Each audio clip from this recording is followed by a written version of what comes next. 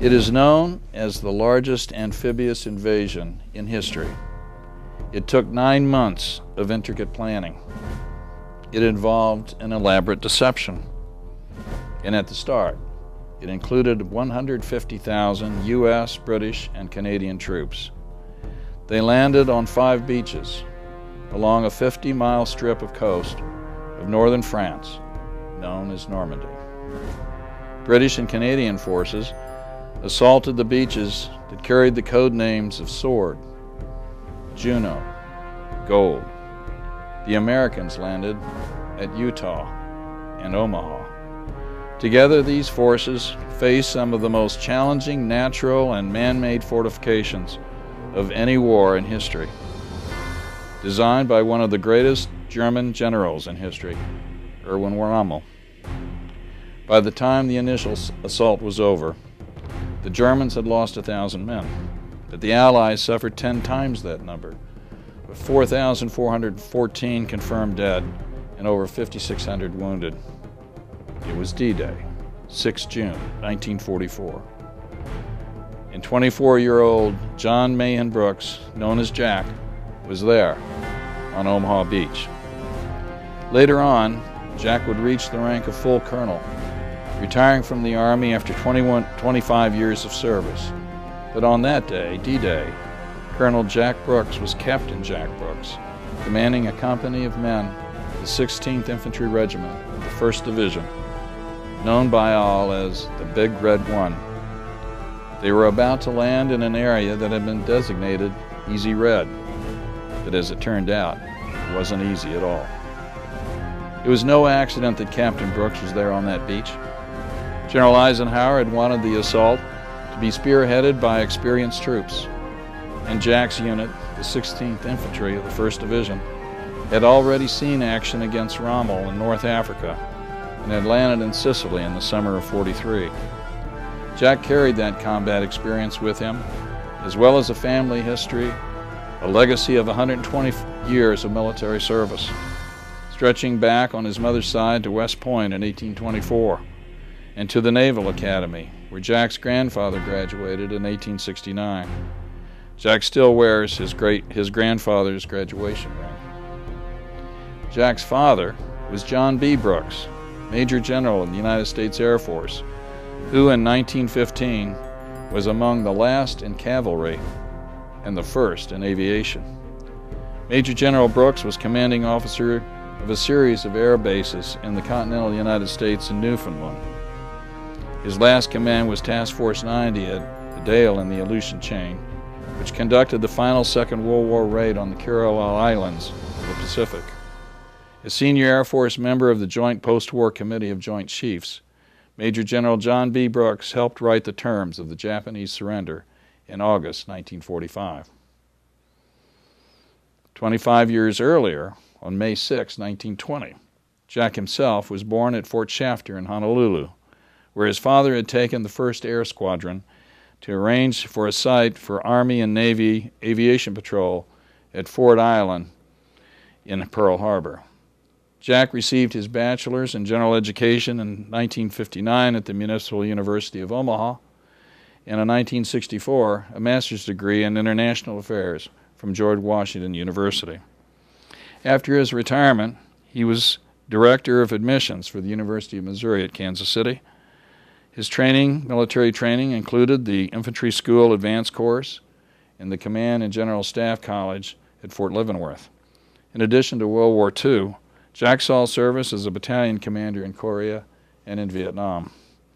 But on June 6, 1944, just 1 month to the day that Jack turned 24, he stood there on Omaha Beach, and behind him were 120 years of family military service, that combat experience in North Africa and Sicily, and those 6 months of training in England for the assault across the Channel. Jack was an infantryman, a ground pounder as he calls himself, and today we have the privilege of hearing from him what the experience of pounding the ground on Omaha Beach was all about. My name is Jim Heiman, a veteran of the Vietnam War, and today serving in the capacity of a war correspondent with questions from Blue Springs School District students and 2 classes studying the history of World War II. I've organized their questions into 3 categories, focusing on D-Day, before, during, and after, and finally a separate 4th category having to do with World War II in general. I will read through the questions in each category and attempt to summarize them in 1 or 2 questions, asking Colonel Brooks to respond to what particularly strikes him in the questions that the students have. And then to close, I will have a question about the most important event that happened to Jack during his time in the occupation of Germany after the war. So, Colonel Brooks, sir, let's begin with questions the students have about your experiences prior to D-Day. Okay, so Colonel Brooks, sir, let's begin with questions that the students have about your experience prior to D-Day itself. Here's some of the questions that they were asking. One student wanted to know about your responsibilities in the military away from the actual fighting. Another one wanted to know how you felt as you prepared for D-Day. And one student asked, was this the scariest day of your life? Did you feel prepared? How and when were you told that you were going to be landing on Normandy? And how informed were you as what the plans were? Did you know what to expect? One student wanted to know how loud the bombardment was from the Navy and the Air Force before you landed on the beaches. And what was going through your head as you were riding up that landing craft onto the beach. So, in kind of summary, it seems to me that they're asking about how adequately you felt that you were prepared for the experiences in North Africa and Sicily and your 6 months of specific training in Dorchester, England, where you felt prepared for what you actually encountered there on the beaches. Well, got a lot here to talk about. Yeah. I came into the Army from ROTC as a 2nd lieutenant. And when I went on active duty, it said, just come on active duty for a year and your obligation will be over. Well, 6 months later was Pearl Harbor. Whoa. So that was the end of that 1 year. Yeah. And so I just stayed in the service, and like I say, we wound up with invasions of North Africa and Sicily, and then they said they wanted an experienced division to lead the way into Normandy, and so they brought the 1st Division back to England. And we had been in England just a year before, so we had been away from England a year. Oh, okay. We're So now you came back to lead the way into Normandy. And did you know at the time that you were going to be landing in Normandy, or did they just bring you back to England and say, we're going to... No, we knew we were going to be leading the charge. Eisenhower wanted an experienced combat division to lead the way, and so that's why they picked us out, and which didn't make me very happy. No. So had you... They said I was 21 when I entered the military, and I'd say that landing on D-Day, we were on board ships, and we got off 12 miles out, because you had formations coming from all over England, Ireland, and they all had to come in, and they had to get to what they call a transportation area, and all these convoys to make sure they had all the troops there. Wow. And so we had to get down off the side of the ship, and we went down on what they call scramble nets. Okay. And scramble nets are just horrible, because you come over the side of the ship on these nets, and then you've got these landing craft vehicle personnel, LCVPs, right below.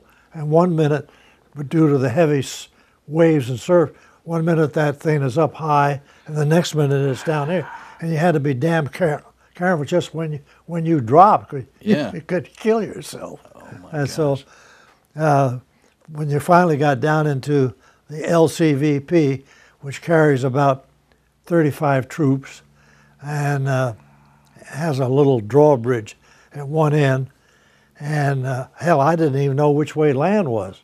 Oh, You know, we were 12 miles out. Sure. And we finally assembled and started in. And originally the plan had been to land at high tide in order for the ships to get in as close to possible to the beach.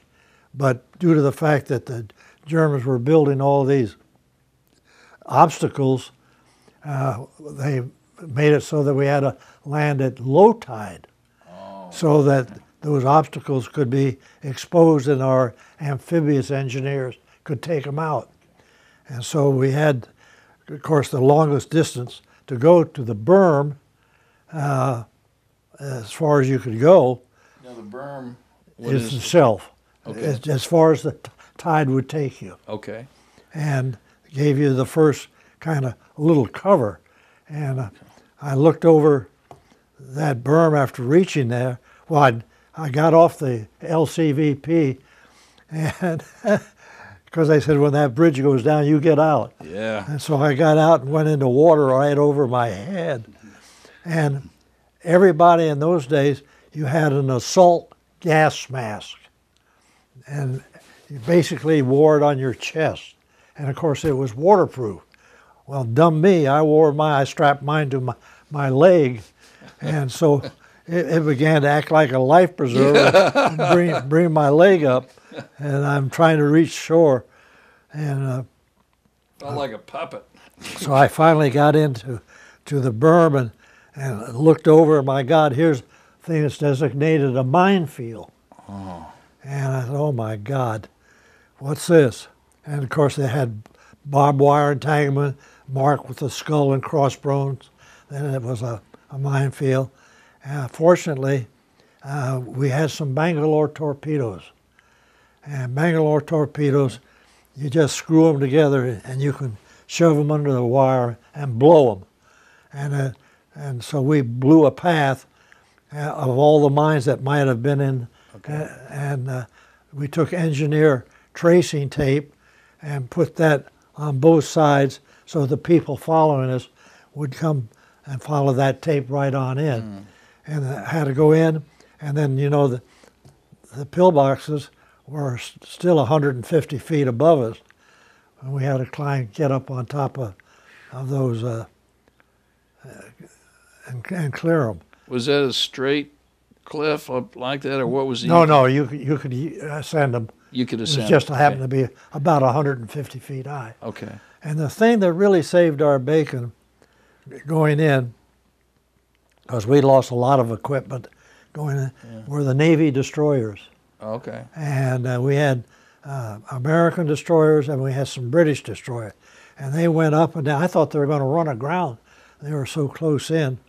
But they came in and rendered fire support, which was a tremendous help. And I don't think we would have ever made it had it not been for those destroyers. What about the bombers that had come in? Didn't come close. Oh, okay. They bombed, they didn't hit anything.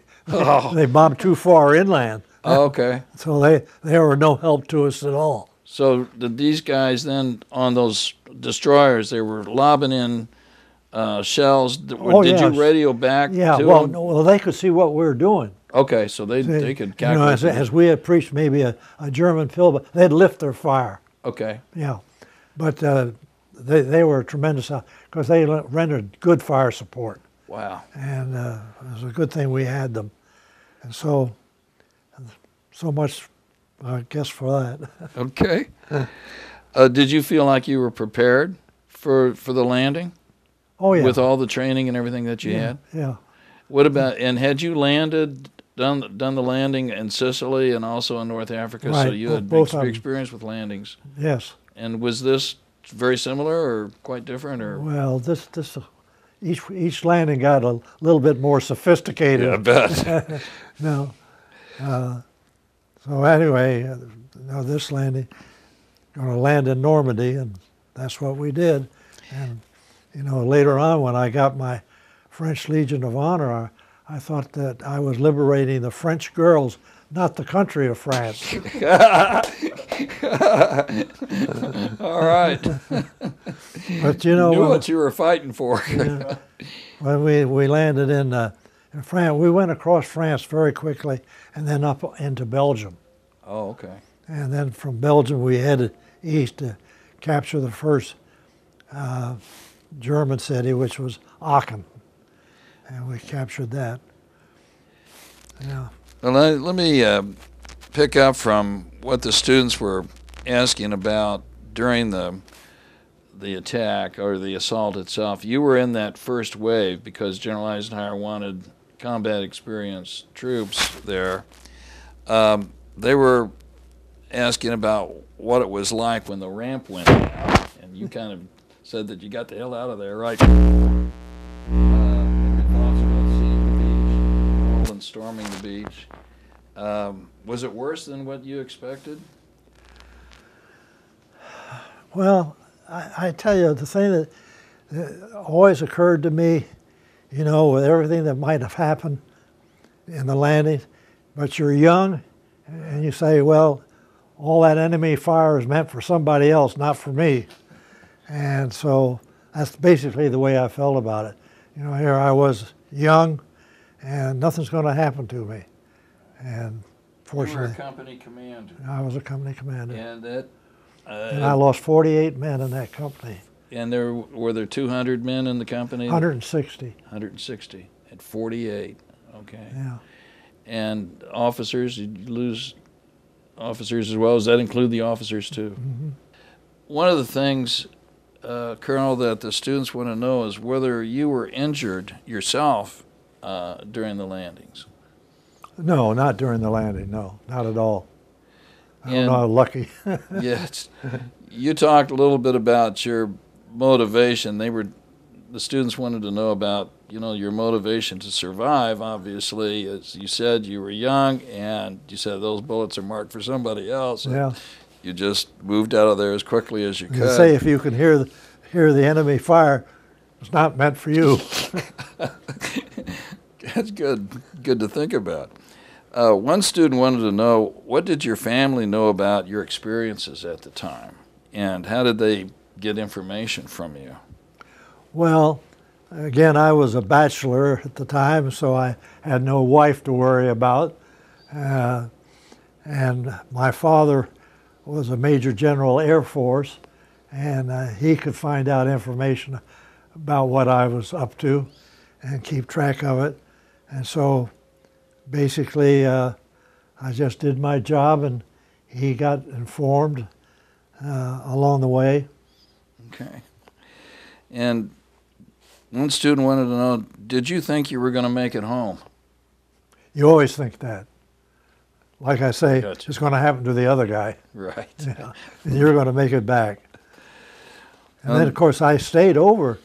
After the war was over, I stayed over in Germany. I thought, good God, you know, I fought this damn war over here from a foxhole. Now I'm going to see above ground what it was like. So I stayed over. I didn't come right home. So how long were you over there then? A total of 5 years. Oh my gosh, from 1941? I went over to England in 42. 42. Yeah. So it was in 47. I went over on the Queen Mary. Oh my gosh. Yeah. The old Queen Mary. We had 16,000 troops on board her. Wow. And we traveled at 28 knots and changed course every 8 minutes. Zigzag? Zigzag. And they figured that any German submarines that were around, by the time they got everything into their fire control and data and got ready to fire some torpedoes, you would have changed course. Okay. And so we were on board, and we got just 2 meals a day. You got breakfast and you got supper, and nothing else. Wow. And then they, 16,000 troops, we changed positions at noon. 8,000 of us came topside and 8,000 went below. And then it just took 5 days to get over to Scotland. And we were picked up by the British Navy off the coast of Ireland and taken into England.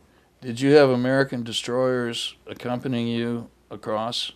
No. Subchasers? On the Queen Mary? Yeah. Had nobody.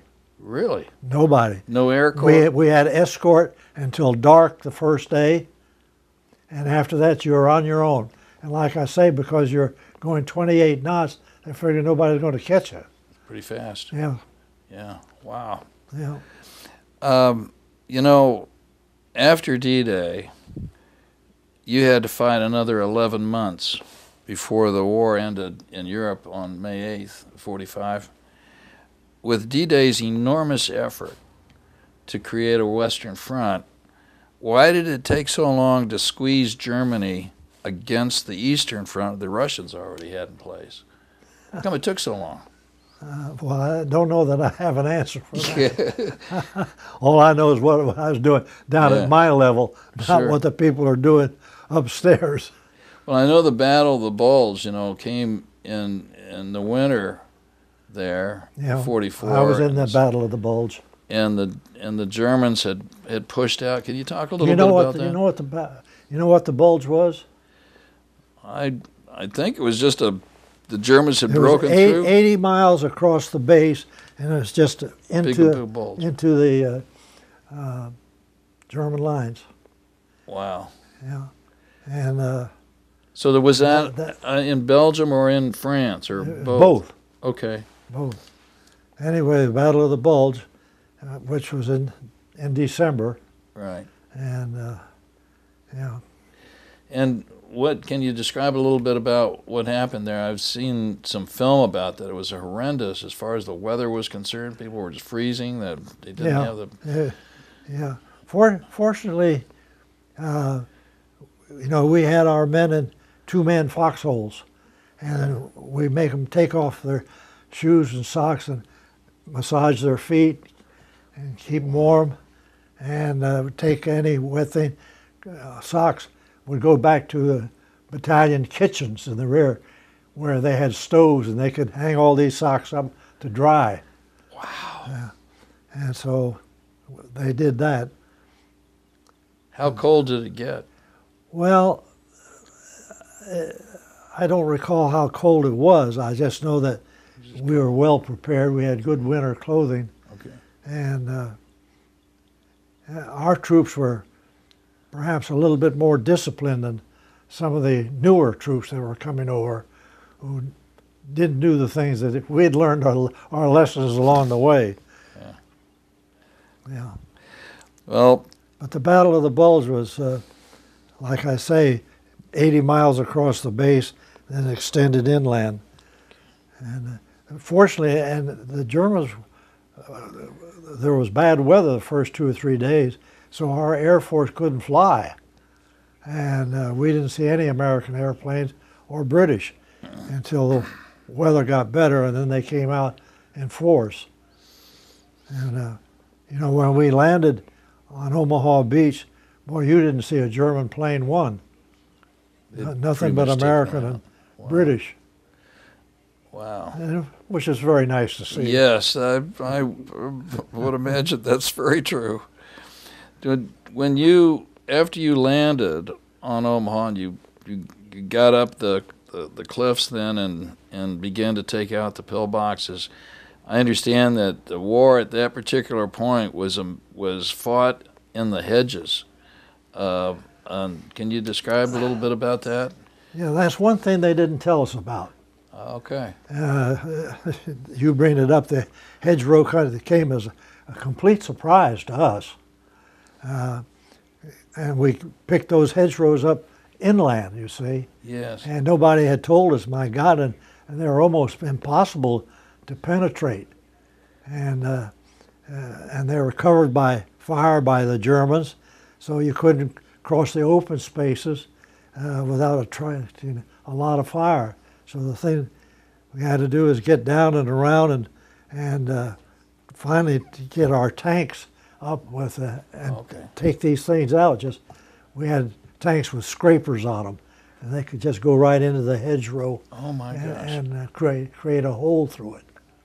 You know, maybe we should explain that the reason that there were hedgerows was that was the way of marking out that, for centuries. For centuries. Had grown up and had been cultivated by the French to mark out the Lots of times the road was way down below. And below the head. Yeah. Oh my gosh.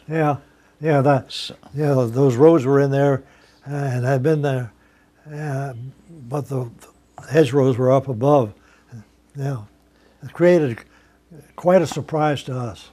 Well, I know the paratroopers also. I mean, before the battle had begun, D-Day, I know I've been reading about the paratroopers came in, but they got off their drop zones, and a lot of men were shot out of the air, and some of them they didn't land in the places where they had thought they would, but they were supposed to take out some bridges and get ready for behind the line so that when you guys came in that you could. Well, the Germans in a lot of those open fields, they put wires across them, and so when the airborne came in, like with the gliders, they ran into those things and just decapitated people. Oh my God! Yeah. Wow. So were the defenses at D-Day. I mean, Rommel was in charge of putting all that stuff up there. I mean, and you had fought Rommel in North Africa, and now you met him again on D-Day. Could you see something just in what you experienced there in both of those places? Yeah. This means he was doing a good job. There's no question. Yeah. He just needed more time. Unfortunately, he didn't have it. No. I have some questions that the students asked about World War II in general. And one of them was what you thought maybe the most pivotal moment of the entire war was, and maybe the scariest moment. And, some students wanted to know about, did you keep contact with men in your unit? And some students wanted to know about how the media portrays the war. So could you maybe address some of those? So about... I think our biggest holdup was General Montgomery. Oh, okay. British general. Yeah, British. He was very difficult to get along. He thought he should have Eisenhower's job. Okay. And so we had the British, as we advanced inland off of Omaha Beach, we only could go so far because the British on our left didn't keep up. So your and flank it left our exposed. flank open, you see. Had the Germans wanted to come that way, it could have gotten in behind us. And so we had to stop. Oh. And we stopped at a place called Caumont, C-A-U-M-O-N-T, Caumont, and didn't go any further. And like I say, the British, well, one of the problems the British had at this time, they'd been in the war so long, they were running out of men. They just didn't have anybody to fill up their units as they got casualties. And so Montgomery was taking it easy. Yeah. I think you told a story one time I heard of Montgomery visiting the American troops. Did you talk about that? Did you see Montgomery? Yeah. That he had come up in a Jeep and got up on top of the Jeep, but before, but you had talked before to that, he traveled in a limousine, and he had his Jeep behind. And so when he got up close to where the American troops were assembled to hear him, he got out, put on his battle jacket, got in his Jeep, and drove the last quarter mile. And then when he got in, all right, lads, come in close, come in close. And then he got up on the hood of the Jeep. He knew how to do it. A little bit of grandstanding there, it sounds like. Well, have you you've seen probably, I'm sure, The Longest Day and some of the media. The Longest Day, the first part of it is pretty accurate. They did a pretty good job on that. Yeah. One student even wanted to know, what do you think of the World War II simulated video games such as Call of Duty? I thought it was a great question. You got me there. I don't know anything about that. I hadn't heard of that either. Another student said that his grandfather, Charles Settle, was also in the war. He wanted to know if you'd heard of him. No. So, No. and a lot of people over you know, there. I didn't even know all the people in my own regiment. Yeah. I mean, I knew everybody basically. And I was with the 1st Battalion, and I knew everybody in the 1st Battalion, but even the people in the 2nd and 3rd Battalions, I didn't know very well. Well, and I imagine too, as you know, the number of men who were killed or wounded, and so you've got recycling coming in, and so constant change of personnel going on. You know, strangely enough, a lot of the personnel in our units, if they got wounded, evacuated to a hospital, and they were to go back into a replacement pool, and they would leave and just get back to their old unit. Oh. And they would sort of escape and go on their own and not to go in the replacement chain. Yeah. And so they would do that. Did they get in trouble for that? No. Okay. I could understand why they'd want to get back. We covered them. Yeah, thank God. Yeah. Thank God. What one thing should every student know about World War II? War to end all wars. Like World War I, they said the same thing then too. Yeah. Well, just that war is inevitable. We're going to have it no matter how hard we try to say this is the last one. Right. We've learned everything there is to learn. There's not going to be any more war. Well, it just doesn't work that way. Right. Just doesn't. It's just going to be somebody's going to start something. So preparedness seems to be the most important aspect, and that goes all the way back to Teddy Roosevelt during World War I. I mean, or General Leonard Wood, the same thing about the whole notion of preparedness. How today can our young people be best prepared for war? Accept it as inevitable that they be called upon to serve, and not try to fight the problem. Do the best they can. Take advantage of whatever training they give you. Let it work for you. And I know the young soldiers today, and I see them from Fort Riley, and they ask you to talk about how things were in World War II. But the soldiers today are taller, they're stronger, and very courteous. Yes. Very courteous, and easy to talk to. And they always want to know more about you than you want to know about them. Wow. Wow. Now, there's, and they're well educated, as I've encountered them in my teaching. I have students, military, and you know they're well trained. Have you been back to Omaha? Omaha Beach? Several times. Okay. You know, one time my wife and I went back, and we're up on top, above the beach, Omaha Beach, and she ran into a German tourist. And they got talking German, of course, and he said that he had been there on D-Day. And he says, I'm probably one of the machine gunners that fired at your husband. Whoa. Oh, well, that is something. Well, speaking of your wife, you were in Germany during the occupation, and what was the most important thing that happened to you at that time during the occupation? Well, like I said, I wanted to stay over in Germany and see Europe above ground, so to speak, and I had no reason to come home. I was not married or anything. And I met this German girl who happened to be the best friend of my then German secretary interpreter. Whoa, okay. And so my wife would come and they'd pick up and walk home together. And so what I'd say, well, Irene, which was the name of my secretary interpreter, Irene is still typing.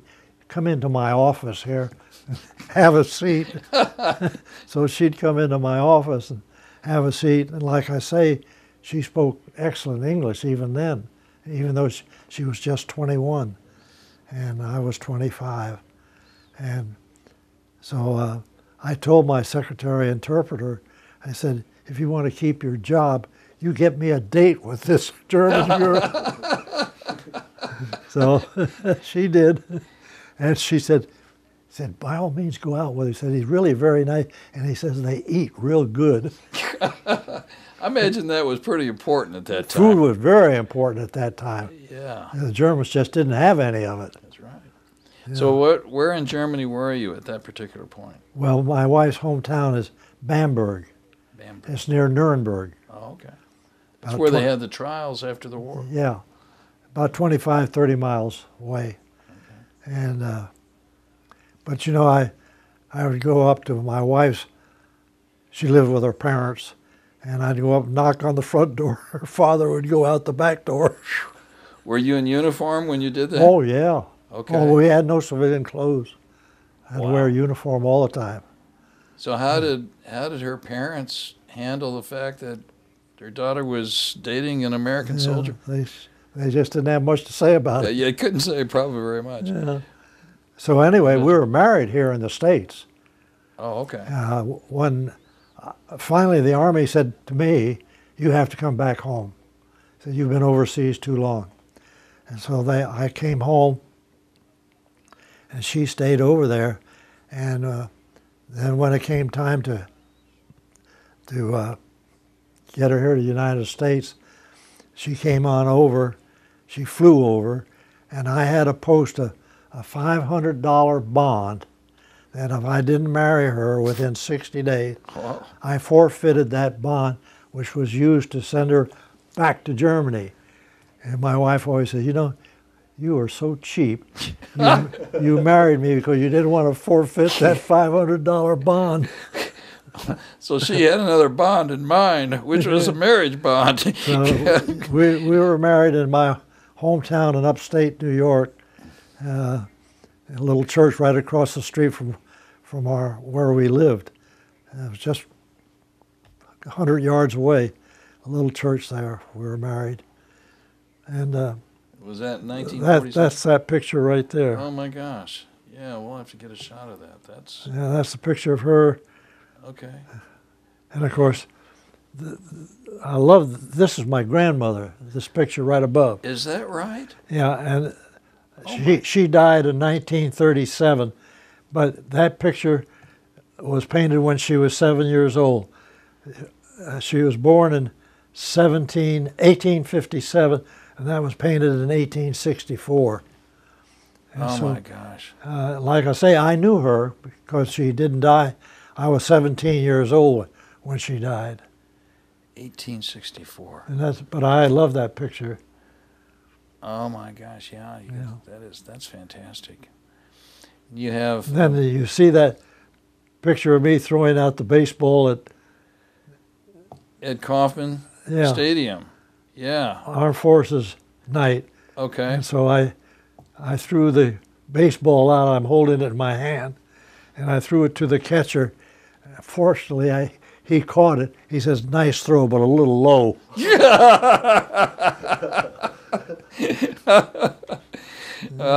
They did pretty well this last year, didn't they? That's for sure. They sure did. But that picture of us at our wedding. Yeah. Can I get that? But that I'll get a video. Okay. My- Yeah. my wife, the fact that she could speak English so well, she made an immediate hit with my mother, and they hit it off. Well, You know, I thought that people were going to point the finger at me because I'm marrying a German when I should be marrying an American. yeah, right. But we've been married now 67 years. That's fantastic. Yeah. Yeah. Well, Colonel, I really appreciate your taking the time to answer questions for the students. And Some of them are true. yeah, well, I believe it. And I salute you, sir, and I thank you for your service. Well, thank you, sir.